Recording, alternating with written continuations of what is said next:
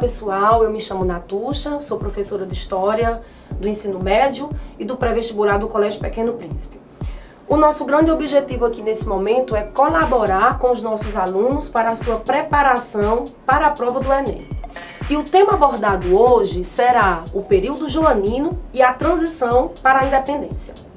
É muito importante que a gente entenda que o processo que resultou na chamada emancipação política do Brasil, ele teve início no ano de 1808.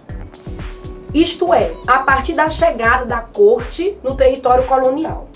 A corte portuguesa desembarcou na Bahia em janeiro de 1808, fugindo das perseguições políticas de Napoleão Bonaparte. É bom lembrarmos que Napoleão Bonaparte exercia o predomínio na Europa, a chamada Era Napoleônica, e decretou o bloqueio continental. Já que Napoleão Bonaparte não podia não podia vencer a Inglaterra por vias militares, ele resolve prejudicá-la por vias econômicas. O que significou o bloqueio continental de 1806?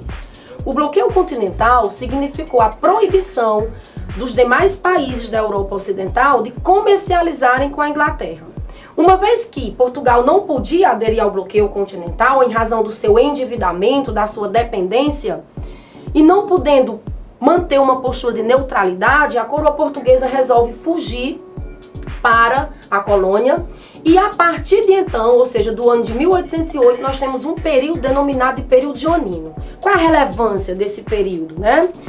Nós vamos observar que a partir de 1808 nós vamos ter o início de um processo que resultou a emancipação política do Brasil. Ocorreram muitas transformações e essas transformações resultaram na nossa suposta independência, né? O 7 de setembro, o folclórico 7 de setembro de 1822, que a gente vai fazer uma análise crítica, ok, gente?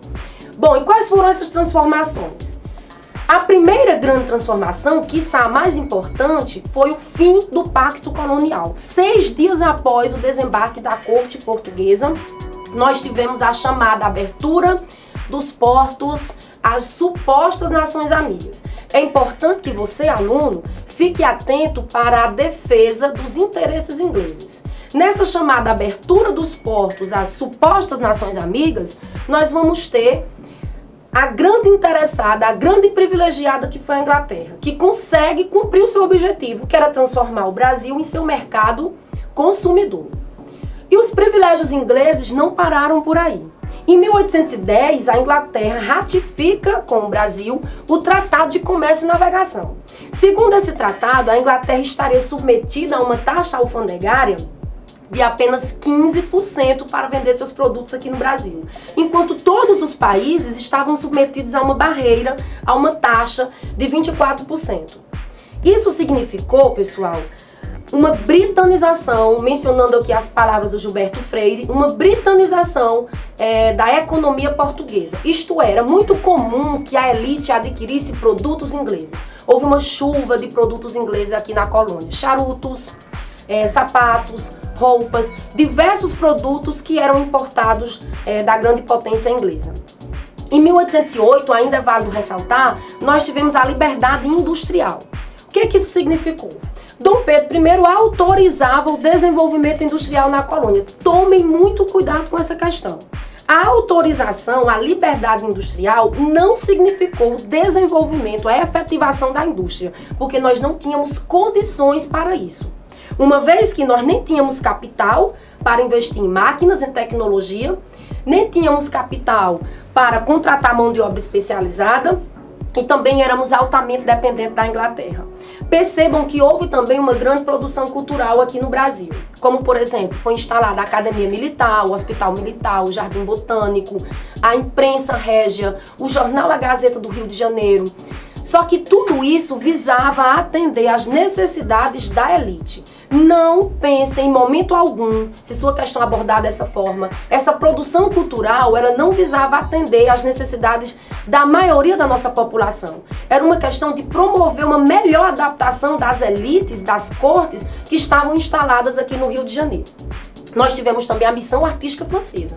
pintores, artistas que vieram para o Brasil, utilizaram conceitos do neoclassicismo, como por exemplo a perfeição dos seus desenhos, para abordar uma temática brasileira. A temática abordada não era uma temática europeia. A missão artística francesa vai abordar principalmente a cultura indígena, a cultura africana e a paisagem tropical. Isso é muito importante, está caindo muito imagem no Enem, interpretação, leitura de imagem, ok?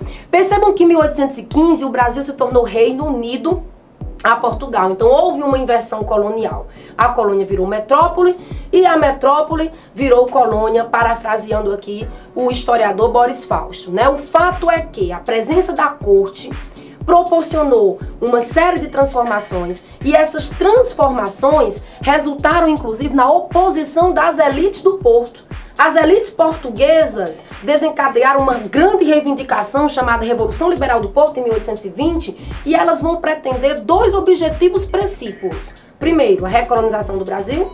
Segundo, elas vão reivindicar, elas vão almejar que a corte retorne para a metrópole. Isso desencadeou o retorno de Dom João VI e o fico, o famoso fico de Dom Pedro I, que proclamou a independência do Brasil. Perceba, meninos, que a independência do Brasil foi um arranjo político entre as elites, como diz o grande historiador marxista Caio Prado Júnior. Em momento algum você vai ter uma preocupação com as camadas populares. Nós mantivemos um regime aristocrático, mantivemos a escravidão no Brasil e começamos um período chamado Império, que vai ser o tema de um nosso próximo encontro. Um grande abraço.